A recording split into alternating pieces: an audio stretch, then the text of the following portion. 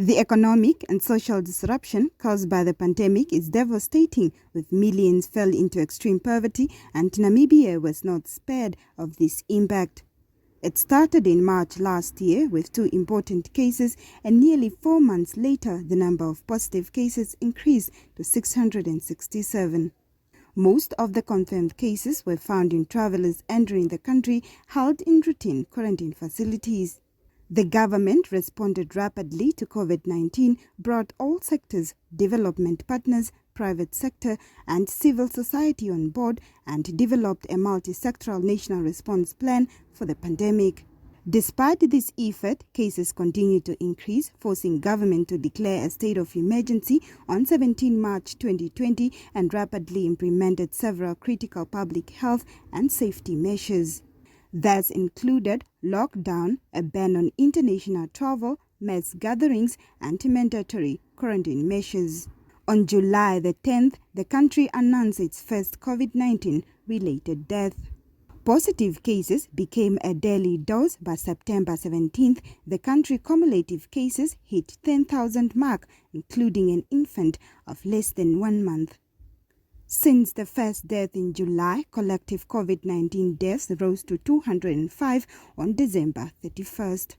By the 12th March, Namibia recorded 40,810 cumulative cases, with the number of COVID-19 related deaths increased to 456. Health Minister Dr. Kalumbi Shangula noted that despite having no clue about the virus, the country was ready in terms of preparedness.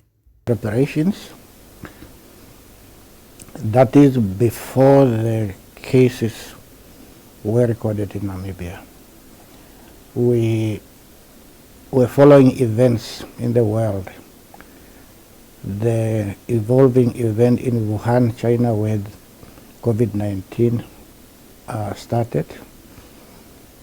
And as it was spreading throughout the world, and eventually it came to Africa, and then to Namibia. Now the 2 index cases, they found us semi-prepared. We had the basics. We had the committees in place. We have prepared the protocols on how to deal with the cases. So when we see the vaccine, we can then abandon the most effective ways which have been proven to be effective. We will still continue to wear masks. We will still continue to practice social distancing. We will still continue to use all the current measures until we are 100% sure that the country, the citizen has developed the necessary herd immunity, that it is protected. Government also has the backup of organizations such as World Health Organization to contain the spread of the pandemic. In what we call the Country Preparedness and Response Plan, we supported them to develop. And I mentioned that it's been a fight, it's a battle. And this battle, the VHO's role has been helping the countries with the right tools to fight the battle.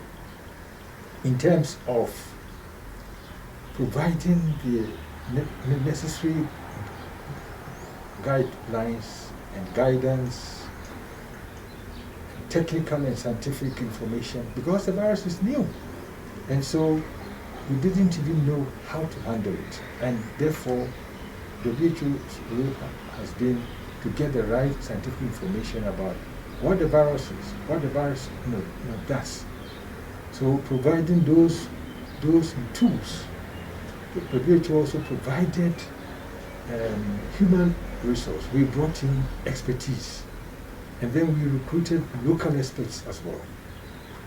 We also helped the country in terms of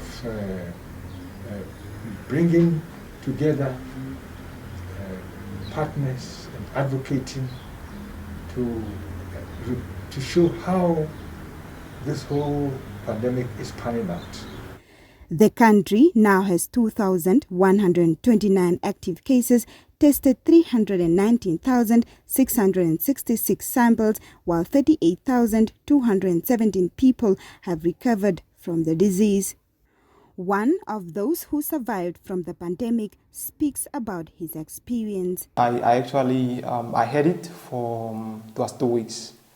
I had it for 2 weeks, and to me it was really a bad experience because I felt symptoms that I never felt before, ever since I was born. So I've been sick, like various sickness, but this one was so unique, and it was a bit confusing to me.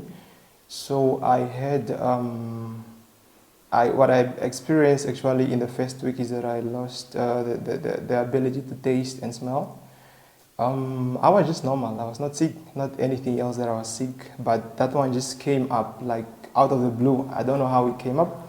So I couldn't taste food for a week, and I couldn't smell for a week and several 2 to 3 days there. Yeah, but it was so scary. Lucian Ifintaka, NBC News, Windhoek.